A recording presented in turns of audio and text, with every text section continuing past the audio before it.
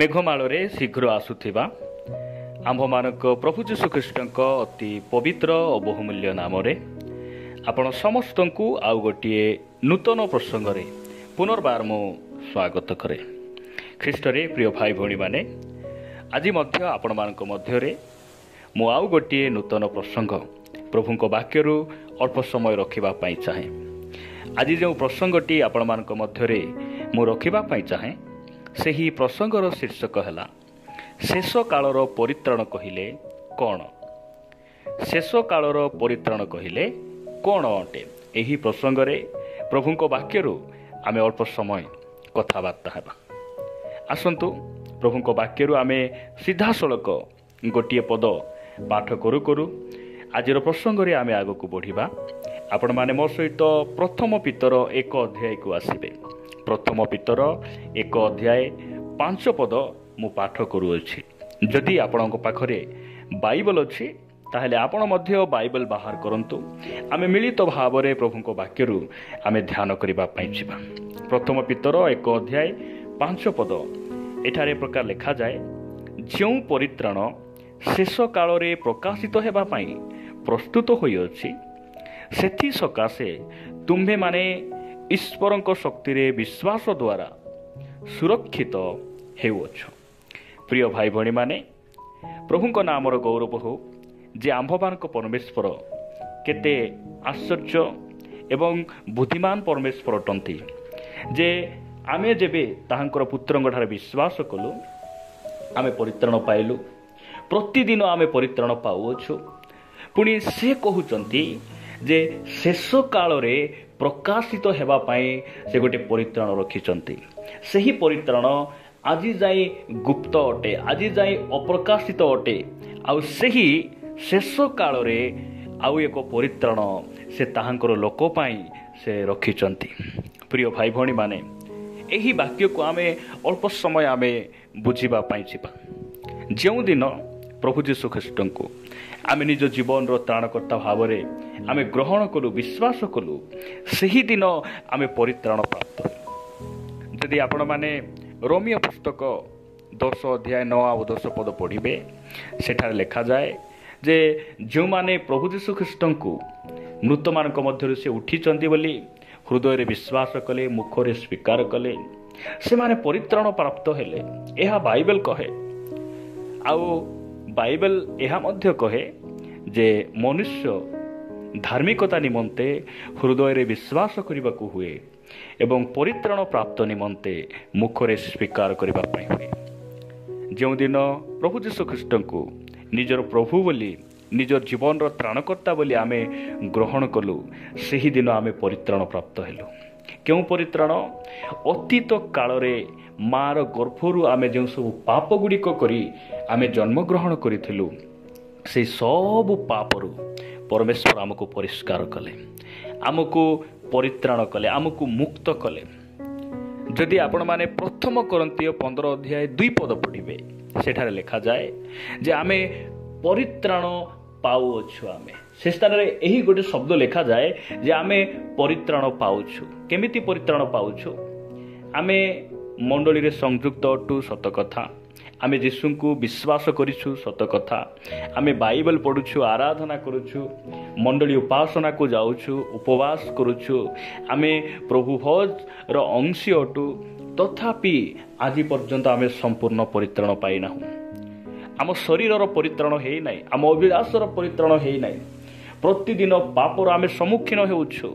देखिबारे, कहिबारे, बसिबारे, उठिबारे, भाविबा, चिंतिबा प्रतिटी विषय रे आमे परीक्षित होउछु। आ धन्य से परमेश्वर आमको से पापर शक्ति रु प्रतिदिन आमको से परित्राण देउछंती।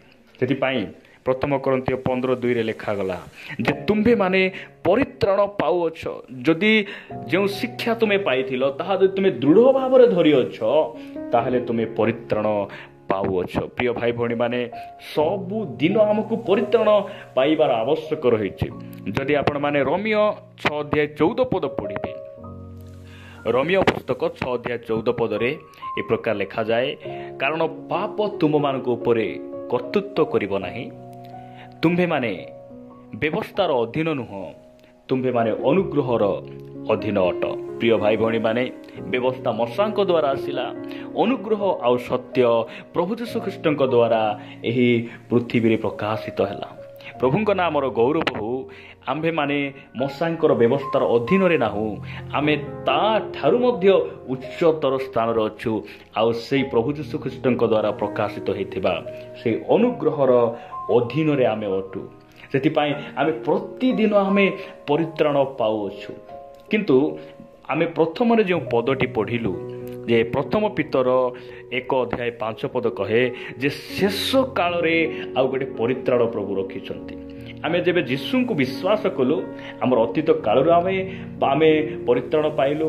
ପ୍ରତିଦିନ ଆମେ ପାପର ଶକ୍ତିରୁ ଆମେ ପରିତ୍ରାଣ ଆମେ ପାଉଛୁ। ଆମେ ଆଉ ଗୋଟିଏ ପରିତ୍ରାଣ ପରମେଶ୍ୱର ସେ କ'ଣ କରିଛନ୍ତି, ତାହାଙ୍କର ଲୋକମାନଙ୍କ ନିମନ୍ତେ ସେ ଅପ୍ରକାଶିତ ଭାବରେ ଗୁପ୍ତ ଭାବରେ ସେ ରଖିଛନ୍ତି।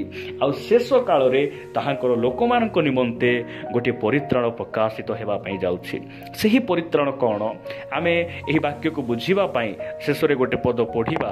ଲେଖାଯାଏ ଏବ୍ରୀ ପୁସ୍ତକ 9 ଆସିବେ। ଏବ୍ରୀ ପୁସ୍ତକ 9:27 ଆଉ 28 ପଦରେ ଏ ପ୍ରକାର ଲେଖାଯାଏ, ମନୁଷ୍ୟମାନଙ୍କ ନିମନ୍ତେ ଯେପରି ଥରେ ମାତ୍ର ମୃତ୍ୟୁ ଆଉ ତାହାପରେ ବିଚାର ନିରୂପିତ ଅଛି,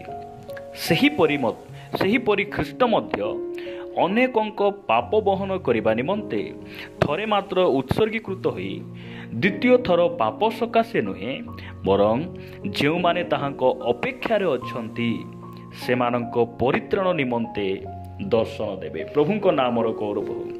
ପ୍ରିୟ ଭାଇ ଭଉଣୀମାନେ, ଶେଷ କାଳର ପରିତ୍ରାଣ କହିଲେ ପାପର ଉପସ୍ଥିତିରୁ ମୁକ୍ତି। ଶେଷ କାଳର ପରିତ୍ରାଣ କହିଲେ ଶରୀରର ମୁକ୍ତି ବୋଲି ମଧ୍ୟ ଆପଣ କହିପାରିବେ।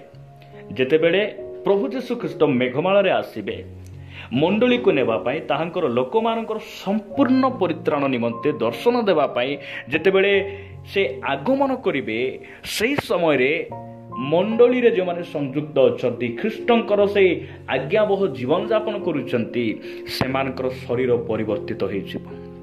ଏହା ଶେଷ କାଳର ପରିତ୍ରାଣ ଅଟେ। ଶେଷ କାଳରେ ପ୍ରକାଶିତ ହେବାର ପରିତ୍ରାଣ ଅଟେ। ଜଗତରୁ ମୁକ୍ତି ବୋଲି ଆପଣମାନେ କହିପାରିବେ ଏବଂ ମଣ୍ଡଳୀ ଊର୍ଦ୍ଧ୍ୱକୁ ନୀତ ହେବାର ପରିତ୍ରାଣ ବୋଲି ଆପଣମାନେ କହିପାରିବେ। ପ୍ରିୟ ଭାଇ ଭଉଣୀମାନେ, ସେହିଦିନ ପ୍ରଭୁ ଯୀଶୁଖ୍ରୀଷ୍ଟ ମେଘମାଳରେ ଆସିବେ। ଆପଣ ଲୋକମାନଙ୍କର ସମ୍ପୂର୍ଣ୍ଣ ପରିତ୍ରାଣ ନିମନ୍ତେ ସେମାନଙ୍କୁ ସେ ଦର୍ଶନ ଦେବେ। ଆଉ ଶରୀର ପରିବର୍ତ୍ତିତ ହୋଇଯିବ। ଅକ୍ଷୟ ଶରୀର ଧାରଣ କରି ଲୋକମାନେ ପ୍ରଭୁଙ୍କୁ ସାକ୍ଷାତ କରିବା ପାଇଁ, ମଣ୍ଡଳୀ ତାହାଙ୍କୁ ଭେଟିବା ପାଇଁ ଊର୍ଦ୍ଧ୍ୱକୁ ସେମାନେ ନୀତ ହେବେ। ପ୍ରିୟ ପ୍ରଭୁଙ୍କ ଲୋକମାନେ, ପ୍ରଭୁ ଆମମାନଙ୍କୁ ଅନୁଗ୍ରହ କରନ୍ତୁ। ଆମକୁ ଏହି ଶେଷ ପରିତ୍ରାଣ ନିମନ୍ତେ ଆମେ ଅପେକ୍ଷାରେ ଅଛୁ।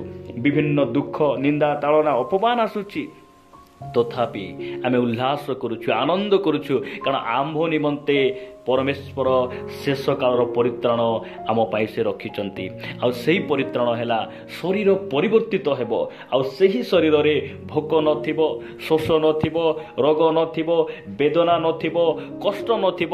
ଏହି ପ୍ରକାର ଏକ ପରିତ୍ରାଣ ଦେବା ପାଇଁ ସ୍ୱର୍ଗର ପରମେଶ୍ୱର ସେ ଯୋଜନା କରିଛନ୍ତି। ତାହାଙ୍କ ନାମର ଗୌରବ ହେଉ, ପ୍ରଭୁଙ୍କ ନାମର ସ୍ତୁତି ହେଉ, ତାହାଙ୍କ ନାମର ପ୍ରଶଂସା ହେଉ। ପ୍ରିୟ ଭାଇ ଭଉଣୀମାନେ, ଆମେ ଏହି ଶେଷ କାଳର ପରିତ୍ରାଣର ଅପେକ୍ଷାରେ ରହୁ। ଆମେ ଦିନକୁ ଦିନ ତାହାଙ୍କ ସହିତ ଆମେ ଚାଲୁଥିବା।